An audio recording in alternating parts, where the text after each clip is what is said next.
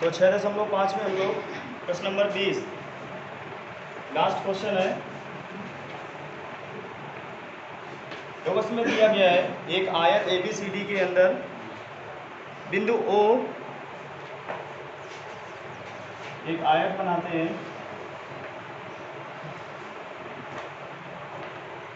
एक बिंदु O स्थित है और O से ABCD O को A से मिलाया जा रहा है, B से मिलाया जा रहा है, C से मिलाया जा रहा है और D से मिलाया जा रहा है। हमें सीधे करके दिखाना है OB square plus OD square बराबर OA square plus OC square, OA square plus OC square. ये रेखा समांतर रेखा खींची जा रही है बिंदु O से BC के समांतर कह सकते हैं, AD के समांतर कह सकते हैं, PQ रेखा खींची गई है, समांतर रेखा है। आयत का प्रत्येक कोण समकोण होता है। तो अगर ये रेखा जो खींची जा रही है तो इस पे भी जो कोण बनेगा वो कैसा होगा, समकोण होगा। ठीक है। तो पाइथागोरस प्रमेय का आधार पर देखो, एक त्रिभुज तुम्हारा बन रहा है APO और एक त्रिभुज तुम्हारा बन रहा है DQO। तो अगर हम उपपद की बात करते हैं तो त्रिभुज APO में कोण P बराबर 90 है। तो पाइथागोरस प्रमेय लगाते हैं, यहाँ से निकलता है OA स्क्वायर बराबर AP square plus OP square. बोलो बनेगा। अगर हम पाइथागोरस प्रमेय लगाते हैं तो APO में तो 90 अंश के सामने वाली भुजा कर्ण का काम करेगी। तो कर्ण का वर्ग बराबर लंब का वर्ग प्लस आधार का वर्ग, वही यहाँ पे लगाएंगे AP square plus OP square. ये समीकरण नंबर 1 हो गया।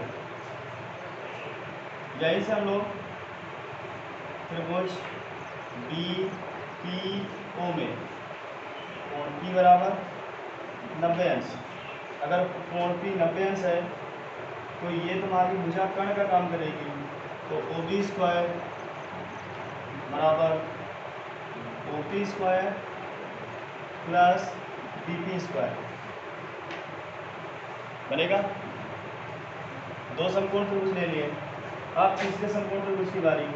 त्रिभुज DQO में, त्रिभुज DQO में कोण Q बराबर 90 अंश।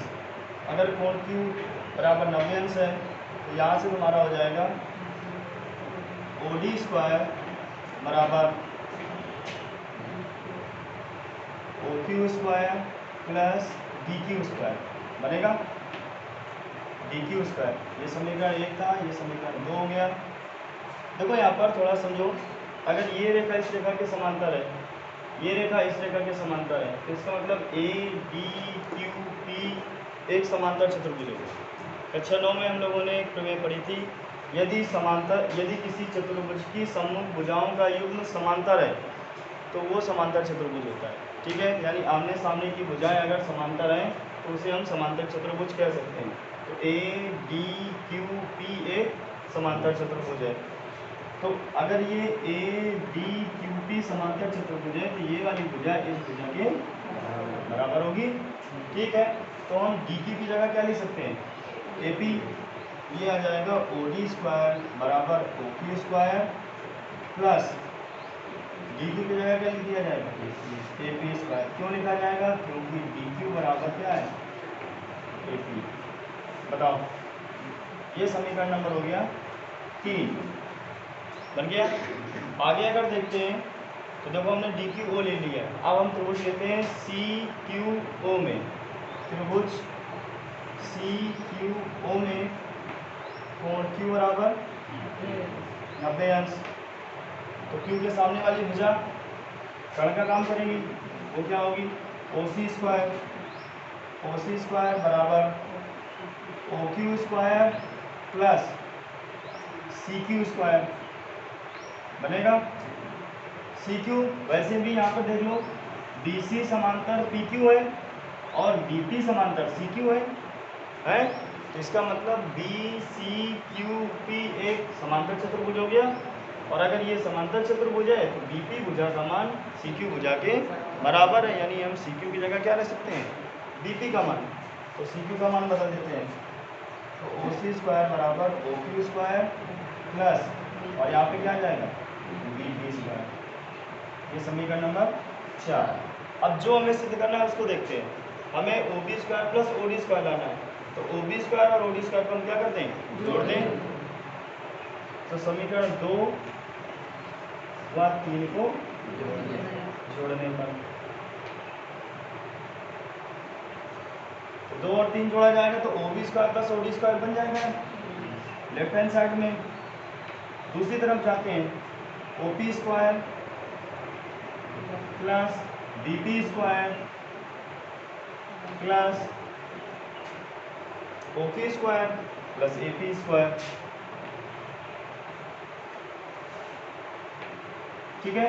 अब चाहो तो इसको समीकरण डाल सकते हो या फिर मान उठा के रख सकते हो। भाई AP² प्लस OP² का मान किसके बराबर है? OA²। तो AP² प्लस OP² का मान इनको एक साथ रखते हैं, AP² प्लस OP² प्लस बाकी BP² प्लस OQ²। तो AP² प्लस OP² की जगह हम क्या रख सकते हैं? OA² प्लस, और BP² प्लस OQ² की जगह क्या रखा जाए? OC²। बैठो, बन गया।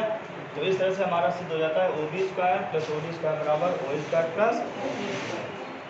ठीक है, नोट तो नहीं करना है? हाँ, वीडियो से नोट कर लेना है, बन जाएगा।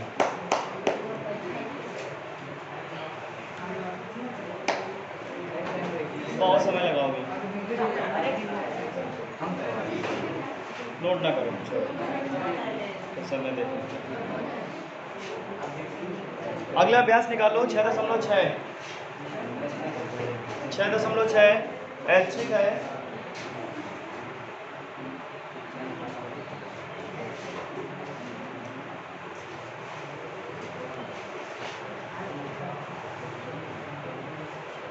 अगर ध्यान से देखो तो ये पहला प्रश्न हम करा चुके हैं, उपप्रमेय 1 करा करके।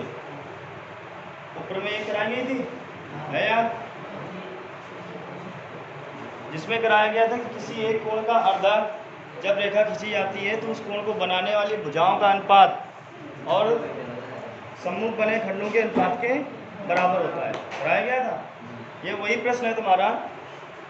थोड़ा सा केवल हिंट दे देते हैं, अपने इसको कर लेना।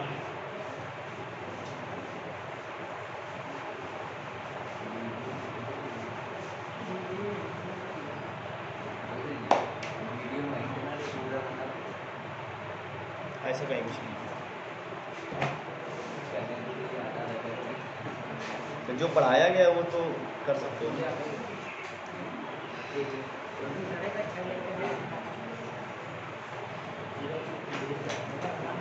तो पूरा कराते जाना। एक्सरसाइज है 6.6। पहला प्रश्न दिया गया है, कह रहा है PS कोण QPR का समद्विभाजक है, तो सिद्ध करना है हमें। एक त्रिभुज दिया गया है PQR, एक त्रिभुज है जिसमें कोण P को अर्धित करती हुई रेखा PS, यानी ये कोण इस कोण के बराबर है। तो हमें सिद्ध करना है PQ बटे PR बराबर QS बटे SR। तो हम लोगों ने इसमें रचना की थी। रचना क्या किया गया था? बिंदु R से चित्र भाई और नीचे करना पड़ेगा। अरे रचना भी ऊपर चली जाएगी, नहीं होगा।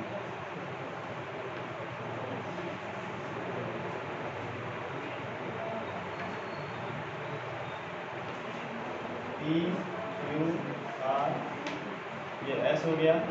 बिंदु R से PS के समांतर रेखा खींचिए, बिंदु R से PS के समांतर रेखा खींचिए। वह QP को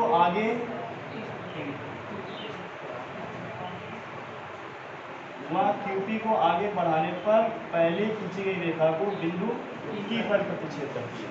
T बिंदु ले लेते हैं, ठीक है। बिंदु R से PS के समांतर रेखा खींची तथा QP को आगे बढ़ाने पर बिंदु T पर प्रतिच्छेद करती है। ये T बिंदु मिल गया। तो ये रेखा यानी PS रेखा RT रेखा के समांतर है।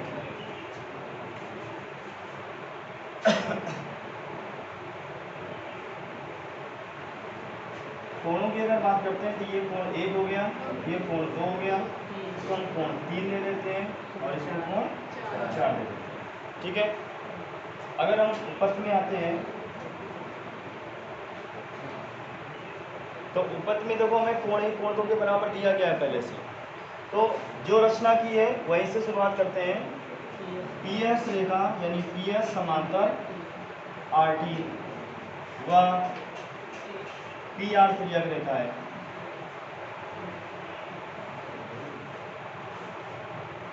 PR तिर्यक रेखा है, देख लो ये रेखा इस रेखा के समांतर है, ये रचना से था, और ये रेखा तुम्हारी क्या है, तिर्यक रेखा है। कोण 2 का मान कोण 3 के बराबर है। कैसे है, एकांतर कोण से। कोण 2 बराबर कोण 3 एकांतर कोण से होगा। अब इसी प्रकार फिर से हम समांतर रेखा लेते हैं, PS समांतर RT, ठीक है। और अब ये तिर्यक रेखा का काम करेगी, तो हम फिर से लिखते हैं PS समांतर RT व PT दे सकते हैं, QT नाम भी दे सकते हैं, व QT तिर्यक रेखा है।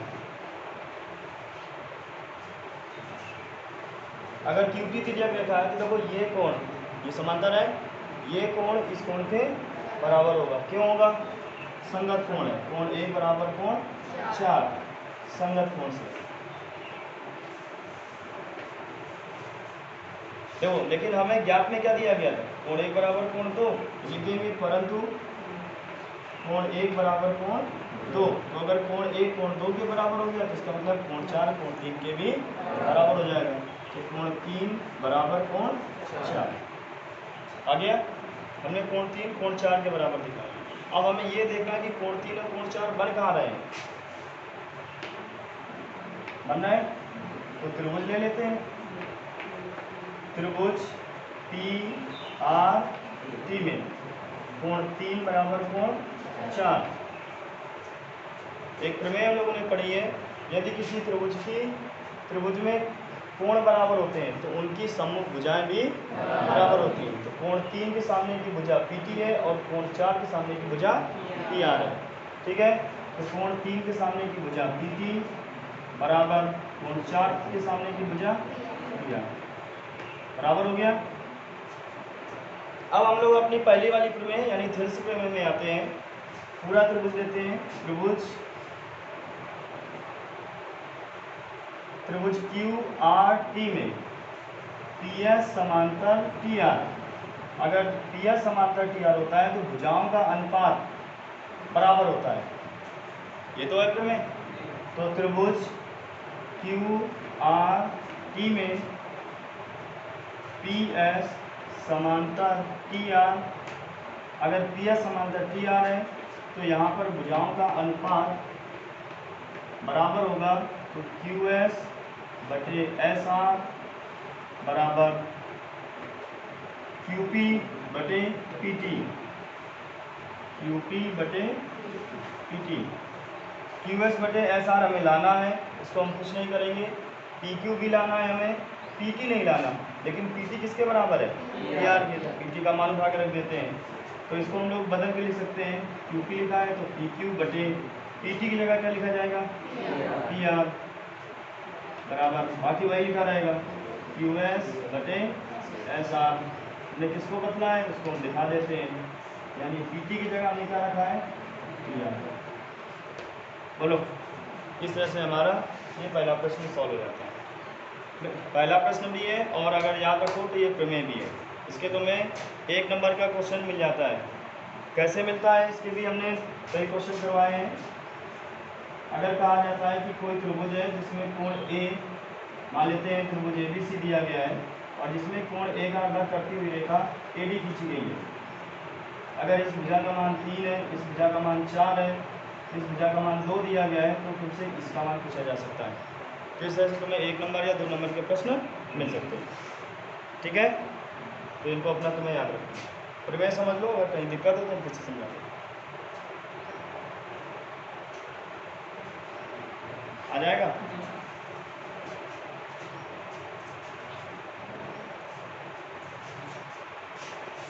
हाँ, कमेंट साफ कर दें।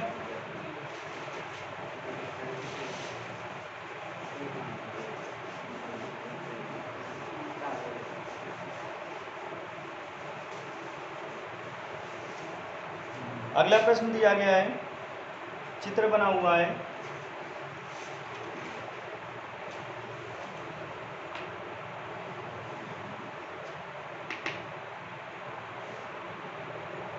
देखो इसमें कहा गया है कि त्रिभुज ABC में कोण B समकोण है। देखो इसमें चित्र को बहुत ध्यान से समझना है। कोण B समकोण है और इसके बाद बिंदु D कर्ण पर स्थित है और इस प्रकार स्थित है कि B से इस पर लंब खींचा गया है। ये लंब है तुम्हारा, ठीक है। फिर D बिंदु से क्या करते हैं, AB भुजा पर लंब खींचते हैं इस तरह से, और D बिंदु से BC भुजा पर लंब खींचा जाता है। जिनके नाम दिए गए हैं, ये M है और ये N है। और यहाँ पर हमें सिद्ध करके दिखाना है DM² बराबर DN into MC।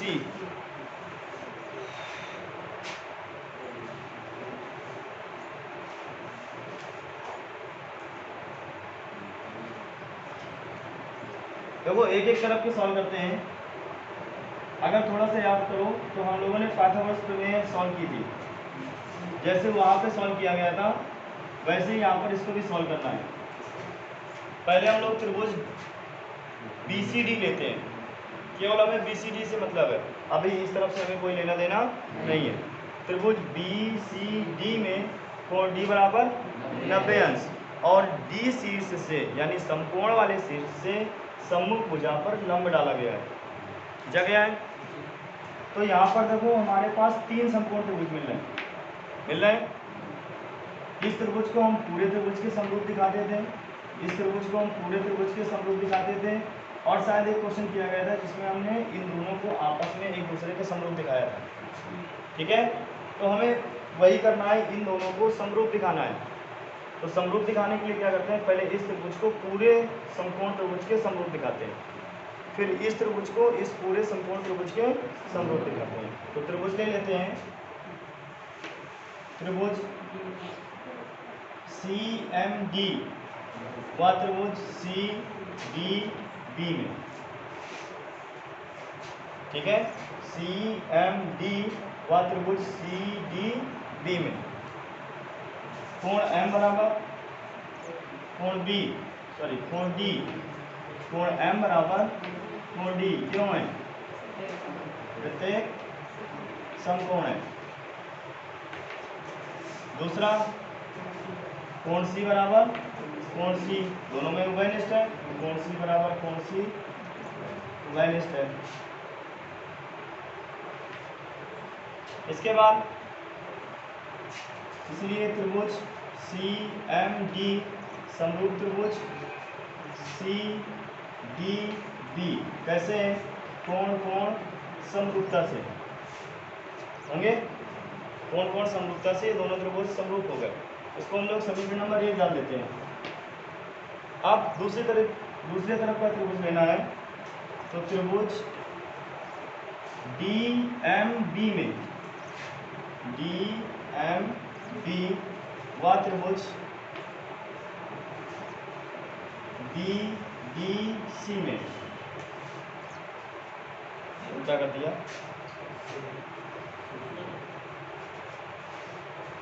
C D B में, ठीक है।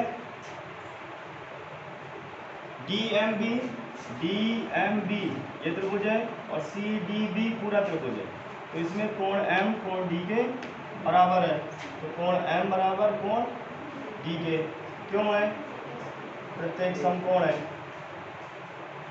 इसके बाद कोण बी दोनों में उभयनिष्ठ है, तो कोण बी बराबर कोण बी उभयनिष्ठ है, ठीक है। इसलिए त्रिभुज डी एम बी समरूप त्रिभुज सी डी बी, ये समीकरण कोण कोण समरूपता से, और इसको हम लोग डाल देते हैं समीकरण नंबर 2। ये पहला समीकरण था, ये समीकरण नंबर 2। समीकरण 1 व 2 की तुलना कराते हैं। अगर तुलना कराते हैं तो देखो सी डी बी त्रिभुज इस तरफ भी लिखा है और त्रिभुज सी डी बी इस तरफ भी लिखा है। तो जब समीकरण 1 व 2 की तुलना कराते हैं